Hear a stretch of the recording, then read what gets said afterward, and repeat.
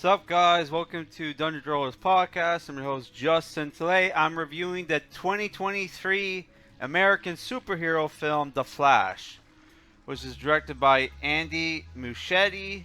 Muschietti, who directed, he directed Mama and he directed the It movies. I'm pretty sure. The film stars Ezra Miller as Barry Allen. You have Ben Affleck return as Batman. Michael Keaton also returns as Batman. You have Michael Shannon as General Zod. Sasha Calle as Supergirl. Ron Livingston as Henry Allen. I don't know why they felt the need to recast John Osterman. Or is that his name? The guy from Watchmen. I don't know. They did. You have N.T. Troll as Frog Ooh. Tamura Morrison as Tom Curry. Kiersey Clemens as Iris West. Let's go to actual important characters. Maribel Verdú as Nora Allen. Right? And that's pretty much it. Which I don't want to spoil the special cameos in the movie, which there were a lot of cameos. And there were some cameos where I'm like, why is this actor in this random scene in the movie? Who, at the end of the credits, which there is a post-credit scene that was pointless. It was not worth staying till the end of the credits to watch the post-credit scene. You probably should have put a mid-credit scene.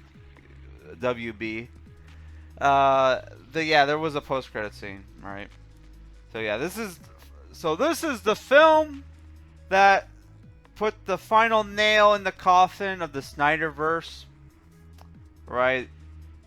They rebooted everything, right? And for a while, I wasn't even gonna watch.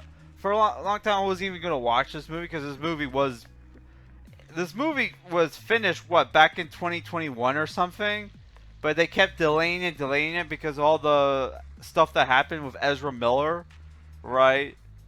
Which we're not gonna talk about that stuff because we're gonna separate the art from the artist, right? Though I've always hated Ezra Miller as Flash. Here, actually, they actually do some character development and make him actually better, right? Which we're gonna talk about, right? But yeah, like, I wanted to watch this movie for a few reasons. One, Michael Keaton returns as Batman. Two, they basically adapted Jeff Johns' Flashpoint, which I wonder whose idea that was. It was you, Jeff Johnson. Sorry, not Jeff Johns. Jeff Johns, probably. Right?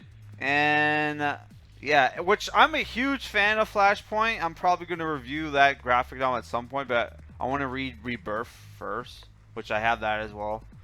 Yeah, I love Flashpoint, and I will say, if you're a huge fan of Flashpoint, you're gonna be disappointed in this movie, right? Because even though they established the Atlanteans, Aquaman, the Wonder Woman, and the Themyscirians, you don't have the Aquaman Wonder Woman war that was going on in Flashpoint, which is like so fucking disappointing, man. Which we're going to go into spoilers, but not yet. We'll go into spoilers later on, right? I'll warn you, okay? But yeah, the movie is about basically the Flash realizing that he can travel back in time, which they don't have the treadmill, but they have a thing that's kind of like the treadmill. Which, for people who don't know, the Flash has a time travel machine, which is a treadmill that he runs on. And he can travel back in time. Right? Oh my God! So yeah, like there's a scene where first off, Flash is like, for some reason he has two jobs. I don't know why this guy who was a NEET for the longest time has two jobs, but he has two jobs. One as like an errand boy for Bruce Wayne. Two, as a scientist at a crime lab, right? Which apparently he went to college. they ever referenced that in the first two movies? Sorry, the other two movies he's been in? I don't think so. What other two movies? Am I including both versions of the Justice League? I think. Well, like he had like one short like scene in like Batman versus Superman, and like the first Suicide Squad movie. But yeah, so yeah, there's a scene where like he's like uh, a building starts to collapse and a bunch of babies fall. A bunch of babies, a nurse, and a therapy dog fall out a window, and he has to go save them all right as they're falling from the sky. So at one point he puts a baby in a microwave to protect it from like flames or something. I can't remember. Right. There's very awful CGI in the movie. The CGI looks fucking atrocious. I was like, holy fuck, this movie costs how much? And the CGI looks like looks very video game-esque, man. The CGI looks like it's almost like more than a decade old. It's like insane, the CGI budget. They obviously didn't think this movie was going to make a lot of money, so they decided to save some money in certain aspects of the film. Or I'm retarded, I don't know what I'm talking about. But that's what it looked like, because it's like the CGI looks super fucking bad. Alright? Yeah. So yeah, during that scene where apparently he's able to cook a burrito in a microwave that's not even plugged in, right? During the time when everything's slowing down to the point where it looks like time has stopped. I'm assuming he used his like powers to activate the microwave, but then it's like, how did you get the cook super fast? I don't fucking know. Because for people who don't know, he can only run fast when he's full of energy from and he has to eat all the fucking time, right? So he has a little wristwatch that shows his calories, right? So when his calories are low, he can't use super speed very well. During that scene, he realized he's able to travel back in time, and the whole thing of the Flash is Barry Allen's Flash is that he basically, what kind of motivated him to become a superhero, right, was the fact that his mother was killed in a house invasion, and his father was blamed for it, right? So he's been in prison, since then, right? So Barry Allen decides to go back in time to save his mother, despite being told by Ben Affleck's Batman, "Hey, the scars of our past mold us, right? Turns us who we are, who we're meant to be, right?" Which when he eventually meets Michael Keaton Batman tells him basically the same thing. Yeah, so what happens is that he travels back in time and saves his mom, right? Make sure, because the whole thing, what put his dad into like his dad wasn't home during the home invasion. He had to go to like the grocery store to get canned tomatoes, right? So he made sure that his dad never went there to be the first place, right? He goes back in time, puts a can of tomatoes in the grocery cart, which like wasn't it the thing where she only bought one and she needed two? So it's like, I don't know, who cares, right? So yeah, he travels back in time. On the way to the present, right, he gets a shadowy figure. Is it Reverse Flash? We don't know. Pushes him out of the timeline, and he ends up like in like 10 years or so, like 10 years in the past, but in a different timeline, right? Where he meets his parents, and he meets like an 18-year-old version of himself. I'm not exactly sure, but it's supposed to be a younger version of himself, right? who he helps get superpowers, right? Even though it's not even clear was this version of him, because apparently how he got his powers was he was working as an intern at a crime lab, and he got struck by lightning and industrial chemicals spilled on him, right? Which gave him his superpowers, right? So they had to recreate the accident, and while all this is going on, it's also apparently the next day, Zod's invasion happens, right? But they're in a alternate universe where there's no Superman, there's no Wonder Woman, there's no Aquaman, right? And the Flash is still young, right? He just got his fucking superpowers, right? So the main drama of the movie is Ezra Miller, who, by the way, lost his powers when he got struck by the lightning again, but his powers did go to his younger self. So he's kind of like in a mentor role with the younger Flash, right? Who is, Ezra Miller, who you see naked in the movie, but the movie still got a PG-13. You don't see his, groin area, obviously, but I'm like, wow, you see him butt naked. Literally, you see his butt, and they still gave the movie like a PG-13. Okay, whatever. But yeah, so like the main plot of the movie is like our characters basically having to assemble a team to take down Zod, right? Which the first person they go to is a 70-fucking-year-old Batman, right? Which is Michael Keaton. Which when they first introduced Michael Keaton, he has very long hair and his beard. It's pretty fucking obvious why they did that, so they can use a stunt double during the first action scene of the first Batman action scene in the movie where he's out of costume. Because when he's in costume, it's very fucking easy to get like a stunt double, right? But when he's out of costume, they had to use the wig, right?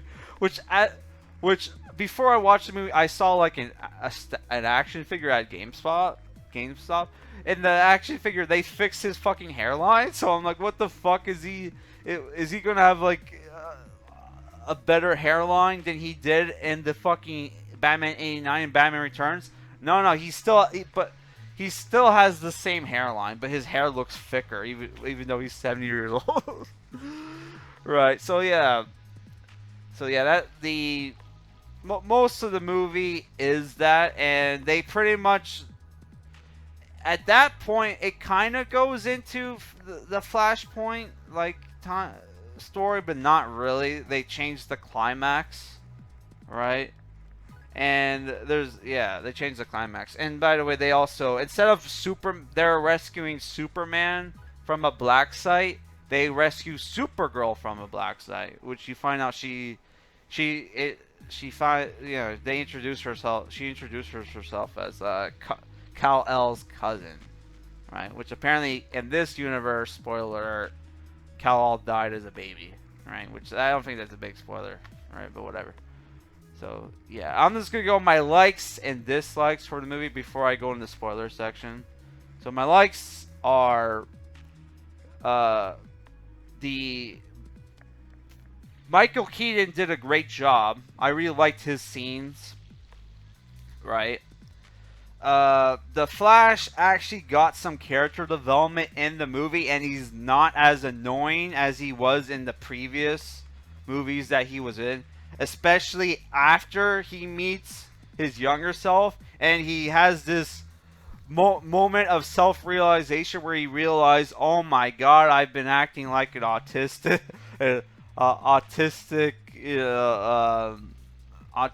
abrasive nerd. Holy fuck. And after that, he tones down his autism, so he's not as annoying until he gets back to the present, and then he's somewhat annoying, which is like, oh my god. But he actually he did actually go through a character arc and got like actual character development, and he's not as bad, right? Yeah, some of the action scenes in the movie were great. The scenes with the bat plane were great. Yeah, the fight between Michael Shannon's General Zod and Supergirl was great. And there's some there are some trippy scenes during the time travel stuff in the movie, which I'm not going to spoil the climax, right? Where the climax is basically he fights the dark,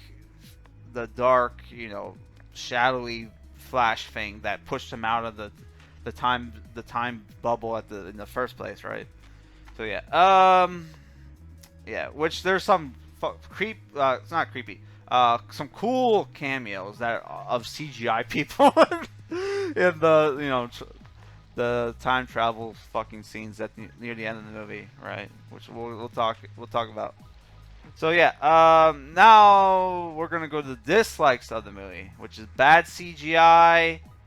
The running scenes with the Flash, especially in the beginning of the movie, look fucking terrible compared to how Zack Snyder did it in the previous movies. I hate the new Flash costume. Which is obvious. I understand it's based off the new 52 Flash, but the new 52 Flash didn't. The Flash didn't get that costume until at the end of Flashpoint, right? When they pretty much fixed everything, but not really, right? So it's like, what the fuck? What was my other dislikes? Yeah, random fucking cameos. Like Nikolai Coster-Waldau is in one scene of the movie where like he's about to eat like a slice of pizza or something. I can't remember. Or a hot dog, and like the Flash steals it. Which he's still a kleptomaniac in this movie, by the way. Oh my god. Which remember in the first movie where like Flash's dad told him, "Hey, you're not going around stealing shit again, are you?" He steals shit, and he actually steals like beer, because the Iris goes into his apartment, and she asks for a beer. He doesn't have any beer in the fridge, so he phases through the wall to his neighbor's like apartment and steals beer from that, which is like something that happened in real life. But it was like, a neighbor, like not in a neighbor's house, not a neighbor's apartment. So holy fuck. Maybe that's where he got the idea to do it from doing this movie.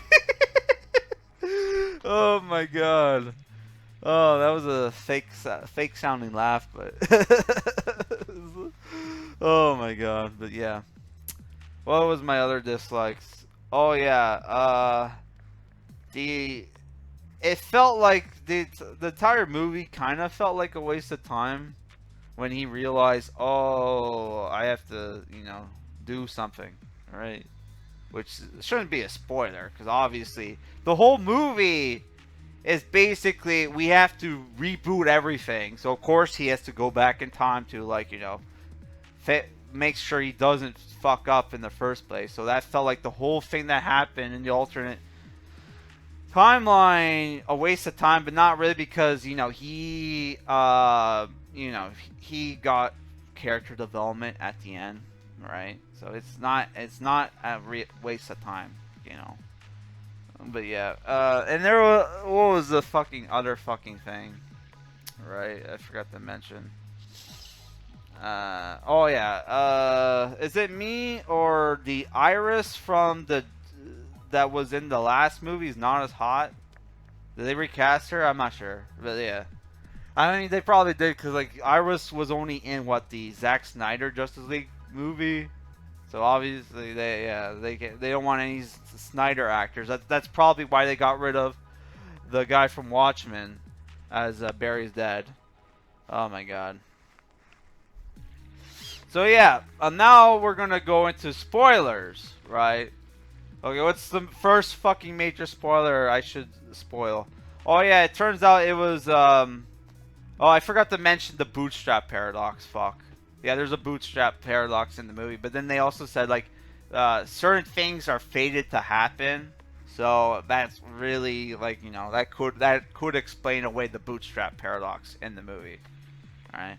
But yeah, the evil version of Flash turns out to be the Barry Allen from the alternate timeline, which makes sense because like he did look Batman-esque in the begin when you first saw it, and the reason why the evil version of the Flash, because they could, God forbid they have the fucking Reverse Flash in this movie.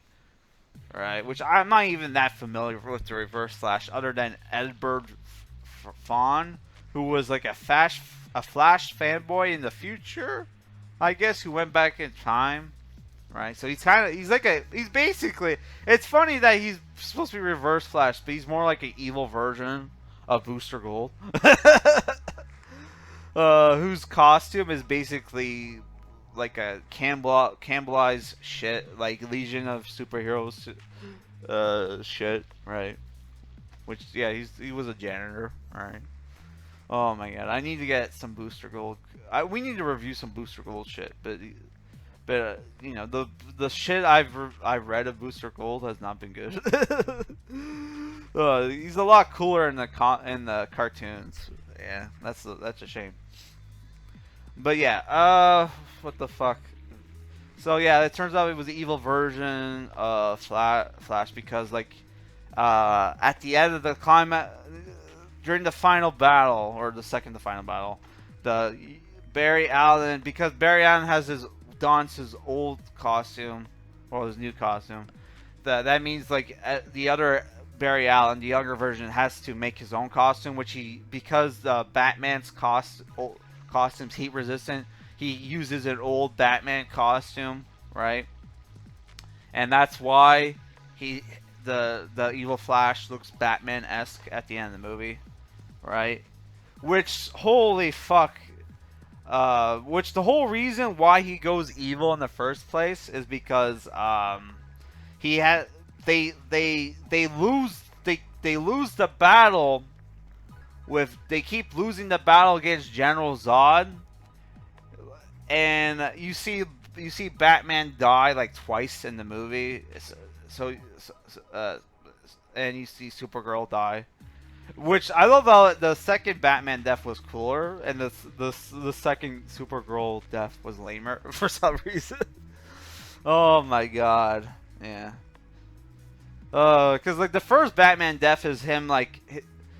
For some fucking reason, he thinks he can, like, his Batplane can destroy, like, Kryptonian ships, which it kind of does in the movie. So, like, after he gets shot down, he decides to, while he's still in the air, kamikaze into a Kryptonian ship, and then he gets saved, and so he gets into a fight with this large Kryptonian, which, why the fuck does a 7-year-old Batman think he could win? I don't know. The best he did was knock him out for a little bit. So, oh my god. Oh, that was so dumb. He should have had like a mech suit or something. Which you saw his costumes, and one of the costumes looks a lot like the nightmare version of Batman, the post-apocalyptic Batman, which fucking Snyder, didn't you promise us that you were going to fucking make a graphic novel of your Justice League Snyderverse plans for the Nightmare world, you fucking asshole? Oh my god. At least that's what I heard online. I don't know. That could have been a fucking lie. If that's true, I apologize. But fuck, man. The closest to graphic novel form we got of the Snyderverse universe is the shitty New 52 Earth 2 series, right? Which by today's standards is decent, but at the time that series sucked, right? How it went more than 5 volumes, I don't fucking know. Other than people must have really liked the costume designs, all right? Because they put them in the Injustice game, all right? Not Injustice movie, Injustice game. Oh my god. So yeah, this review's getting long, so I'm just gonna go into some of the weird cameos in the movie, which the director had a cameo. Which that's not it's not too weird. You got to see visions of different alternate worlds, right? Where one of them was the canceled Nicolas Cage Superman movie, where you see him fight the Thanagarian Death Spider, which is like, holy fuck, they put that in the movie. They made a whole CGI scene, which apparently, like, so there was rumors that they were going to make an animated version of that movie script, and they were going to get Nick Cage to voice it. So hopefully that does happen. But yeah, Nicolas Cage has a cameo in the fucking movie. So yeah, that was fucking cool. But yeah, overall, I'll just go with my final thoughts on the movie and give it a rating. Which, oh my god, I don't know what the fuck to give the movie rating, because it's like, because they also ruined Batfleck in the movie, right? I forgot to mention that they ruined Batfleck. He came off too comedic in the movie, and Jeremy Irons looked old as fuck in this movie. Holy fuck. Oh, so that's another fucking reason why they need to fucking end the Snyderverse, because both fucking Affleck and Jeremy Irons looked old as fuck. Which the Flash fixes everything, and then he goes back to the present, and Batfleck gets replaced by, do you want to guess who? It's someone who played Batman in the past, and Val Kilmer's dead. So it can only be, you guess it, not Christian Bale. A lot of fucking people thought Christian Bale was going to be in the movie. No, he was not in the movie. He wasn't in the movie, Nolan fanboys. Get fucked. He got replaced by George Clooney, which they never. The movie ends at that point, and then you have the post-credit scene where, like, is the Flash gets drunk with Aquaman and he falls down in a puddle. Which, the only reason why Batfleck was in the movie was because of Aquaman. How the fuck, if Aquaman was the only reason you got put in the movie, how the fuck were you not, like, how the fuck did he get more screen time than you? I don't know. Alright. But which also, I thought one of the reporters at the end of the movie was Henry Cavill. But I guess I'm wrong, because I didn't see his name